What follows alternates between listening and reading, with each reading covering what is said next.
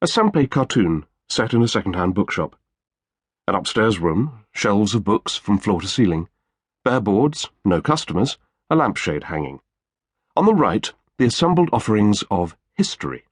On the left, mirroring ranks of philosophy. Straight ahead there is a similar section, but pierced by a window, through which we can look down onto a street corner. Coming towards it from the left is a little man wearing a hat. Coming towards it from the right is a little woman, also wearing a hat. They cannot see one another, but from our vantage point we can tell they are about to meet, perhaps bump into one another. Something is about to happen, and be witnessed. This section of the bookshop is called fiction.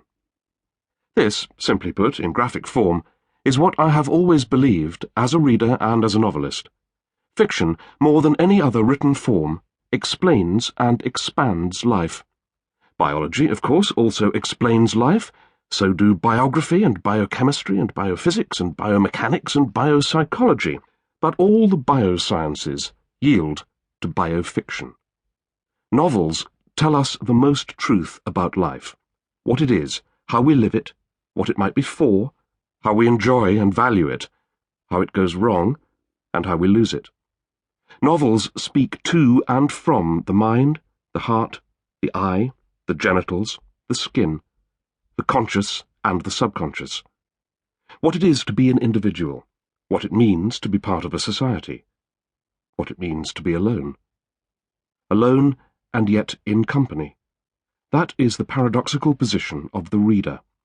Alone in the company of a writer who speaks in the silence of your mind. And, a further paradox, it makes no difference whether that writer is alive or dead. Fiction makes characters who have never existed as real as your friends, and makes dead writers as alive as a television newsreader. So, most of the pieces in this book are about fiction and its associated forms. The narrative poem, the essay, the translation. How it works, and why it works, and when it doesn't. We are, in our deepest selves, narrative animals, also seekers of answers. The best fiction rarely provides answers, but it does formulate the questions exceptionally well. J.B., March 2012.